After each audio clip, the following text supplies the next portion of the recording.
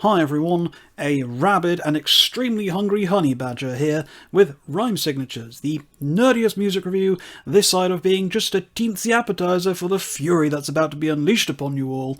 And today, we're going to be doing a review of the new Infant Island album, Obsidian Wreath.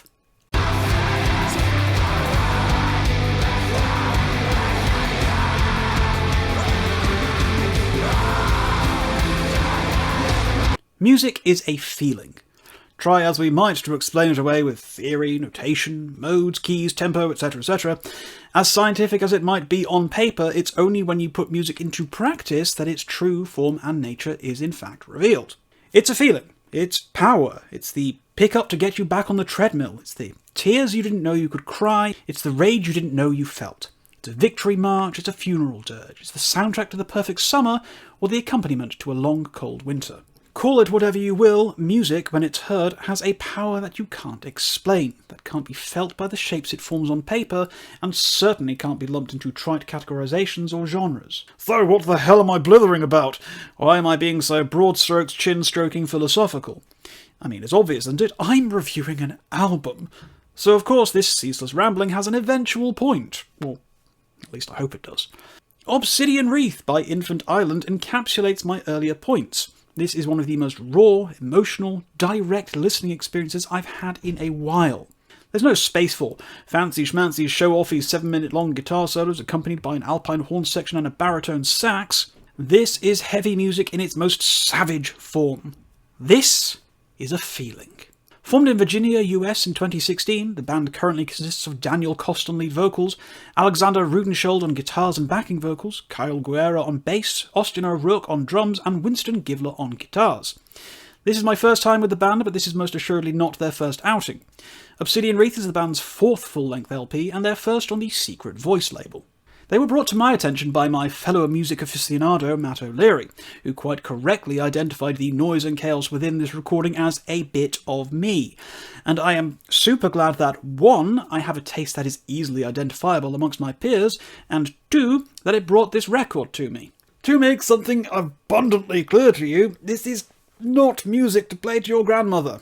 This is raw, passionate, short, sharp, brutal stuff that rarely holds back and certainly doesn't pull its punches for anyone. If you're familiar with bands like Death Heaven, Rolo Tomasi, Svalbard, etc., then you'll have a pretty reasonable idea of what you'll be getting yourself in for with Obsidian Wreath.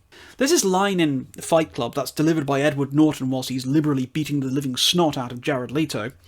I felt like putting a bullet between the eyes of every panda that wouldn't screw to save its species. I wanted to open the dump valves on oil tankers and smother all the French beaches I'd never see.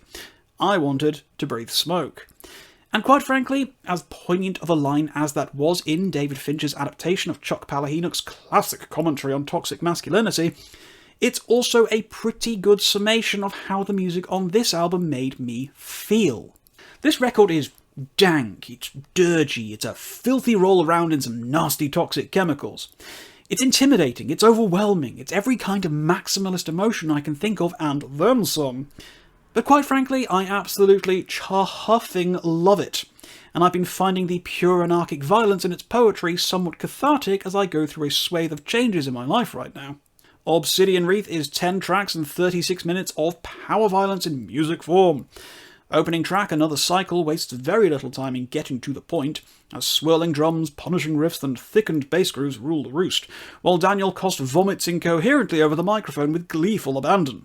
It's got that kind of familiar blackened shoegaze energy that I've come to love from bands like Death Heaven, but there's a frenzy to the emotional weight that helps Infant Island stand apart and alone from their contemporaries. Whilst there's a few tracks on Obsidian Wreath that are considerably shorter than others, don't be lulled into thinking that there's a break in the flow or the ideas. The shortest song on the album, Fulfilled, packs more energy and music into its brief 96 seconds than a lot of other bands of this ilk manage in songs 2 to 3 times as long. But despite the hyperferocity of the album as a whole, everything is still remarkably well paced. Third track of Found Hand allows the listener a chance to catch their breath as spacey atmospheric noise echoes out from your speakers, serving as a welcome pause to the ringing in your ears that the early parts of the album have no doubt induced. I mean, it's not a calming song, don't get me wrong here. Cost's rasping still rules overall, and it's not long before Infantile and smash your face back under the icy water with Clawing Still, one of my favourite tracks off the album. It's a short, sharp deliverance of the kind of manic, chaotic fury that the band have clearly established as their modus operandi. Cost's yelling becomes more and more primitive, more and more intense, and more incomprehensible. But it's still weirdly melodic and accessible in a guttural kind of way. Midway through the album now, the band throws in the track Veil to slow things down a bit again, taking their time with this one as it nearly hits 5 minutes in length, golly. The instrumentation is more deliberate, more thoughtful, softer and less aggressive, and even Cost himself takes a few bars to allow his rasping vocals a chance to recover. It's a builder of a song, pushing through a more atmospheric, shoegazy sound, coming across as an extremely violent Godspeed You Black Emperor at times. It's the diametrically opposed forces of Cost's vocals against the band's softening musicality that makes this track such a great listen. Like there's two different feelings, two different emotions vying for your attention, with neither managing to overpower the other, making for an experience that's equal parts soothing as it is rage-inducing. The back half of the record is easily my favourite, as the band have allowed a lot of their animal energy out in the opening tracks to give way to a more measured, contemplative experience. Amaranthine carries on the torch of the subtle softness and glow of a dying fire with a gorgeous atmospheric intro that really does wonders of bringing down my pulse after the high-energy savagery of the former half of the record. It's a beautiful, melancholic segment that ultimately sets the scene for the crushing, pounding, manic inevitability of the rest of the band lurching into view.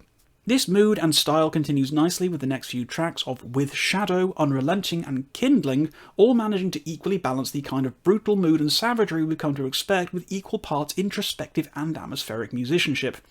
But it's the final track on the album, the 7-minute long Vestigian, that really balled up all my expectations of the album and threw them aggressively against a brick wall. For a record like this, a 7-minute track might as well be a 20-minute plus epic. We've so far been treated to short, sharp, powerful jabs of music that for the band to set themselves comparatively on cruise control comes as a bit of a left turn on an album that's focused the majority of its time on driving like Vin Diesel in the Fast and the Furious movies. There's a real sense of deliberation to this track. Everything feels precise and calculated. Each riff, each fill and vocal melody is more focused and less chaotic than what we've become accustomed to on the album so far. It's like the band are shifting feeling. They're acknowledging that this record has by and large been a scattershot approach of violence and fury. The halfway point up until the end feels like a band who are winding down, packing up their things and compartmentalising their respective expletive emotions, ready for another night, another time, another place where they can do it all over again. It's a necessary come-down, a big send-off and a remarkably emotional finish to an album that's felt as raw and unfiltered as an exposed nerve at times. So, what else can I say about Infant Island's Obsidian Wreath? To say that this album has brutally beaten me up and left me comatose on the bathroom floor would be putting it very politely. This is the kind of album that feels like the natural evolution of the sound that Death Heaven pioneered with Sunbather over a decade ago. It's shorter and snappier, but just as aggressive and still twinned with equal parts sunshine and hope as it is fog and despair. I've honestly had an incredible time with this album, and it's most assuredly my first big new discovery of 2024. But I'm certain it won't be the last one. I will be grabbing this one in physical format, and I would encourage you to do the same if this review has piqued your interest. Make no mistake, this isn't a record for everyone subbed to my channel, but I've always endeavoured to bring you the most honest representation of my taste, so who knows? Even if this doesn't sound like your cup of tea, it's only 36 minutes long. Maybe give it a go, you might be pleasantly surprised. This is all, of course, guys, my opinion, as you know, so if you have listened to Obsidian Wreath, please tell me what you thought of this record in the comments down below. If you did like this video, please thumb it, share it around with anyone else who you think would possibly enjoy it, and please, as always, do consider subscribing to get more content from little old me. I will be leaving my link tree down below, where you can find all the various places to stalk and or follow me on social media. Please do follow me around, I don't bite much. Until next time, guys, as always, keep your rhyme signatures extremely odd.